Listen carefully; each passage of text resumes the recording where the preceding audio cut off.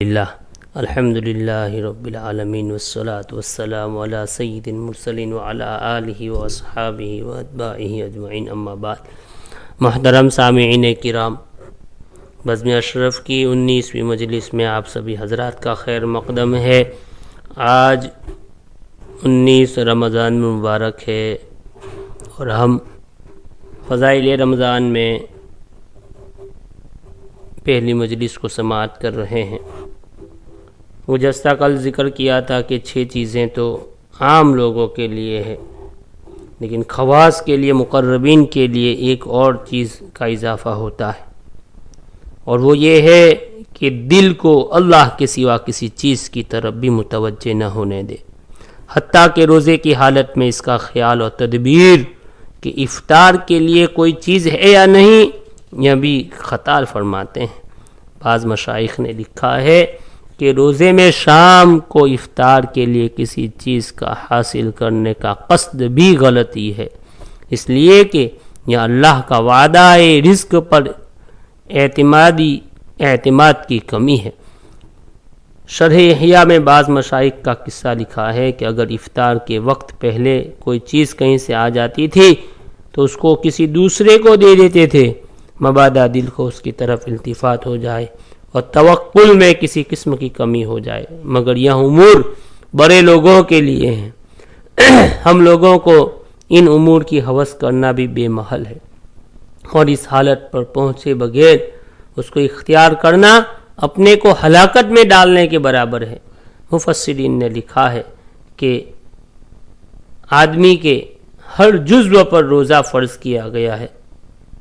یہاں زبان کا روزہ جھوٹ وغیرہ سے بچنا ہے، اور کان کا روزہ ناجائز چیزوں کے سننے سے احتراز، آنکھ کا روزہ لہو و لعب کی چیزوں سے احتراز، اور ایسے ہی باقی اعضاء حتیٰ کہ نفس کا روزہ حرص و شہوت سے بچنا، دل کا روزہ حب دنیا سے خالی رکھنا، روح کا روزہ آخرت کی لذتوں سے بھی احتراز، اور سر خاص کا روزہ غیر اللہ کے وجود سے بھی احتراز۔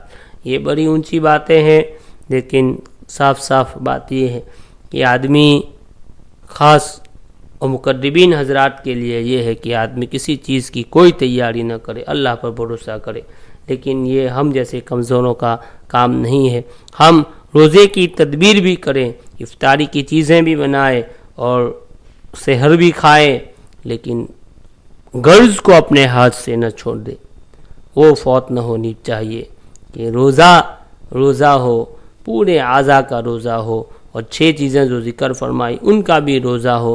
اگر یہ چیزیں مل گئی تو سمجھ لو کہ ہم کامیاب ہو گئے۔ اور آج یہ 19واں روزہ ہے، اب ایک دن مغفرت کیا باقی ہے۔ اللہ رب العزت سے دعا کرے کہ یہ دوسرا عشرہ بھی ہم سے جدا ہو رہا ہے، کاش کہ ہمیں کچھ مغفرت مل جاوے، اللہ کی رحمتیں مل جاوے، اور سب روزے دار اس بات کا دھیان دے کہ کہیں ایسا نہ ہو کہ مغفرت ہو رہی ہو، مغفرت عامہ ہو، اور ہم اپنے آپ کو لذتوں میں، شہوتوں میں، گناہوں میں ملوث رکھے، اور وہاں پر ایک وقت مقررہ پر مغفرت کے دروازے رمضان کے بند ہو جاوے اور ہم محروم ہو کر رمضان میں عید کو منائے۔ یہ ہمارے لیے بڑی بے غیرتی کی بات ہے۔ ہم سب اس بات کی طرف توجہ دیں اور کوشش کریں کہ اللہ پاک ہماری مغفرت کرے۔ مغفرت کے لیے کچھ تو تیاری ہماری طرف سے ہو۔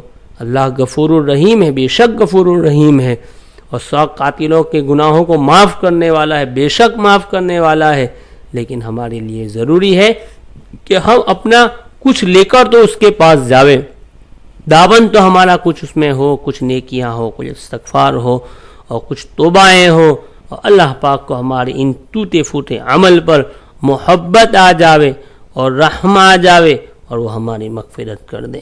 اس لیے ہم جو بقیہ ایام بچے ہیں رمضان کے، اس میں خوب اللہ سے لینے کی کوشش کریں۔ اللہ رب العزت ان کہی ہوئی باتوں پر مجھے عمل کی توفیق عطا فرمائے۔ اب آئندہ 20ویں مجلس میں مغفرت کے متعلق بات ہوگی، اور اس کے بعد شب قدر، اور پھر اعتکاف کے متعلق باتیں ہوں گی۔ اللہ پاک ان کئی باتوں پر عمل کی توفیق عطا فرماوے، آمین۔ وآخر دعوانا الحمدللہ۔